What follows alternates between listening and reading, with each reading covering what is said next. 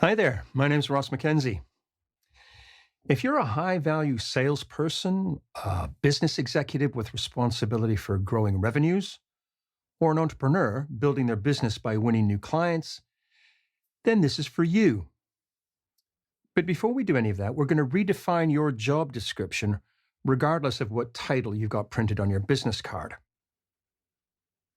You are a sales professional. Everybody that goes anywhere near a customer with the objective of gaining business is a sales professional.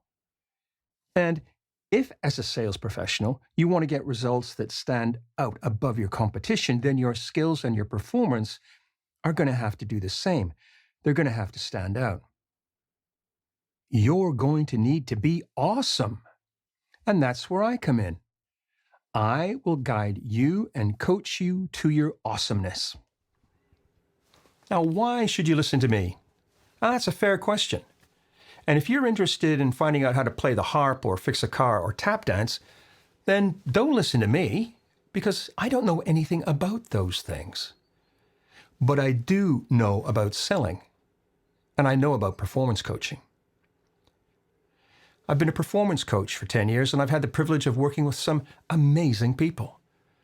I work with venture capitalists and business angels. I've worked with Chubby Chandler, the CEO at ISM, both as a business consultant and as a performance coach to his clients. His clients are tournament golf professionals on the European and US PGA Tours.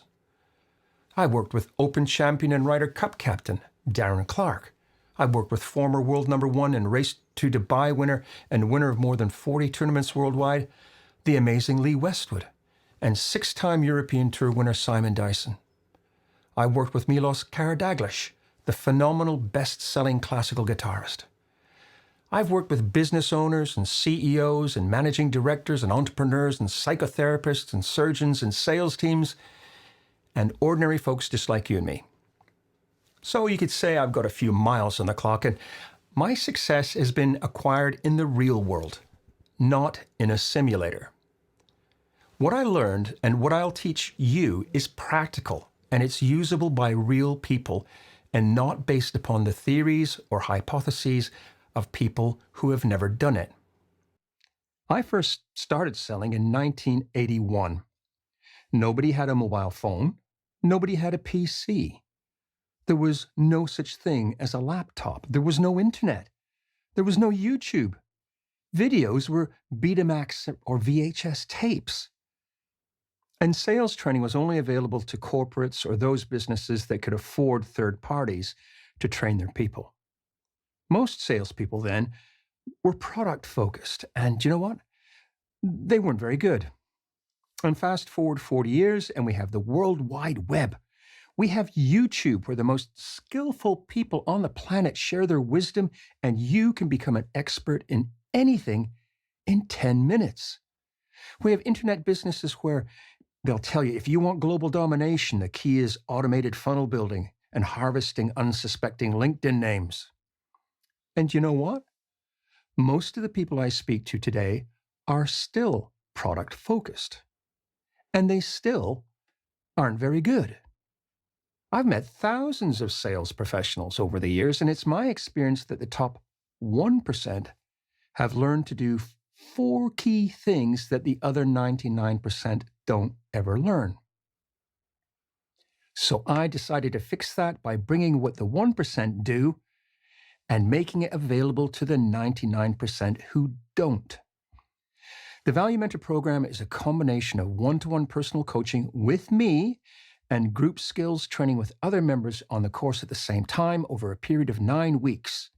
And we're going to learn, embed, and practice the 4 things that the top 1% do that you probably don't do now. So it's simple. I coach you how to do what the 1% do. You and I will meet once a week over Zoom, and we're going to work on you. We're going to work on what you sell and how you sell it.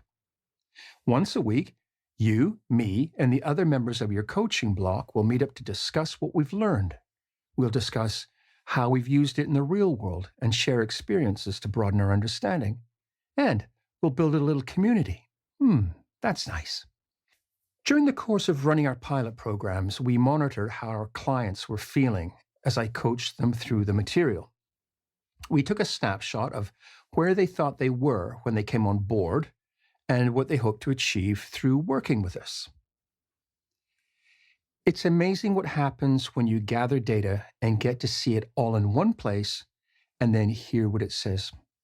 What this data said to me is that despite all the tech we have today, what goes on inside the heads of the people who create the wealth, that's the people responsible for selling the things that are made, well, those things have hardly changed at all. I was seeing me in 1981. Here's the feedback at the end of the program. In just a few short weeks, our clients had progressed to a place that took me decades to work out on my own. Well, why did I have to work it out by myself? Well, because there was nobody there to teach it to me. There was nobody to show me how to become one of the 1%. So what is that stuff? The 4 things I mentioned to you earlier, that's the stuff. So what is it? What salespeople that stand out above their competition, what have they done? They've learned 4 key things. And so what are these mystical 4 key things? The first one is understand how you create your experience of sales and of your customer engagements. This isn't a self-help program. You don't need that, and neither do I. But what we both need are 2 things. The first is to know how to show up. And the second is an understanding of how we and others create our own experience of the world around us. Now, let me talk a little bit about showing up. You see, you can stroll into a room in your polished shoes with your hair sculpted to perfection using the latest high-tech gels, wearing fancy duds. And technically, that's showing up, but that's not what I'm talking about. What I'm talking about is showing up in capital letters. Showing up in capital letters is about being fully present and available to the people around you. It's an attitude of service and involvement. It means the others are the star of the show and that your role is to be the enabler of their brilliance. Please believe me, if you don't take anything away from this little presentation, please take that last bit. You'll thank me for it later, and so will your customers. The second bit, knowing how you make sense of the world, is a game changer.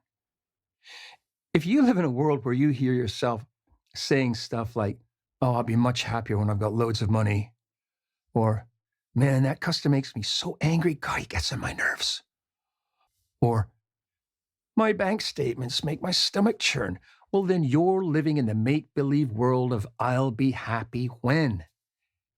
"I'll be happy when" is the same place as Oz or Narnia or Jumanji. They're in your imagination. They don't exist. Bank statements can't make your stomach turn. And big sales can't make you happy. It's simply not possible for those things to generate those feelings. I'll show you how it works when you start the program. But in the meantime, just be willing to ponder the notion that circumstances have got no power to create any emotions at all inside you. The second of the 4 things, redefine your sales proposition to one that aligns with your true value. When what you sell, the value of what you sell, and the language you use to describe what you sell all come together, then you've got a compelling value proposition. Lots of times I see businesses that are so passionate and so in love, whatever they've created, that they squeeze the life out of it through worshiping its apparent magnificence instead of learning whether it's beautiful and magnificent to the people they want to sell it to. There's no need for that. I just don't get that. It's just not justifiable. The thing you invented or created is just a thing. It's just stuff. It doesn't matter what you think of it. And it doesn't matter how much you love it or how proud you are of it. It's just stuff. Until something happens to make it more than just stuff. And that's what I'm going to show you how to do in the Value Mentor program. When what you sell, the value of what you sell, and the language you use to describe what you sell, when they all come together, then you've got a compelling value proposition. But until they do, you don't. What most businesses do, companies from corner shop to global corporations, is this. Now, have you ever heard a dialogue that goes something like this? Let's say we're at a business event and an interested person comes up to somebody and says, "Oh, tell me, Laura, what business are you in?" And then Laura replies, "Well, I run a company that makes green widgets. We make 100 million of them a year, and we're the country's premier producer of widgets. We've won many prestigious awards, and we're taking share from the rest of the market. Our international presence is growing, and we're opening a manufacturing plant in Africa to aid the developing markets in that part of the world." And then the interested person says, "Would you mind holding my drink while I run away?" What you'll learn on the Value Mentor program is to do this. The third key point is to learn the language and the techniques that sell billions of dollars annually. The human relationship with language is an amazing thing. Just like smells and sounds and flavors, words can conjure up all sorts of emotions. Words can conjure up psychological responses in people. So I'm going to show you how to use the language that's specific to your proposition to do the same thing with people. Look at that. This is what I became able to do when I learned the 4 things. For the more analytical of you, I'd just like to point out that metrics 1 and 3 were my personal numbers for the year, and metric 2 was a global metric that was outside my influence. So I did make my number that year, 101.6% to be precise. When we're exploring the language to use in creating your value proposition, we're going to leave features and benefits and specifications behind and do it in a different way. Why? Well, because features and specs and benefits are boring. Everyone beats those things to death. Oh, man, customers get bludgeoned into a coma from being bombarded by that stuff. Instead, you're going to talk about outcomes of outcomes. Outcomes of outcomes are what the customer does with the results of successfully using the thing that you're hoping to sell them. Think of it like a holiday. Remember holidays? When you buy a holiday, what you actually purchase are vouchers. You buy vouchers to go into an airport and to check in, to wait in a security line, to get scanned and told to take your shoes off, to get on a big metal tube in the sky with hundreds of other people and fly in the air for hours. You get vouchers to wait for your bags, then get in a coach or a car to where you're going next. You get vouchers to stay in a place to eat and sleep. And that's what you paid for. That's the outcome. The outcome of the outcome is the experience you're hoping to have, the thing that becomes possible as a result of the previous stage. And now on to number 4. Understand how closing really works. If ever there was an overblown and misunderstood part of selling, it's the closing stage. I'm going to show you that it's a natural and necessary part of any sales conversation, and we're going to dispel the myths and nonsense about it. When closing is misunderstood and believed to be a separate thing or a process, then it can get really stressful. And if it doesn't go well and you get a no, well, then what are you going to do? Oh, what happened? Oh, can you feel the tension between you and the customer when they say no? Well, put into its proper place and perspective, closing is simple. And it's really easy because if you've done it well, you've already done the hard work. The customer's going to welcome the close as well because it brings a comfortable resolution to a productive conversation.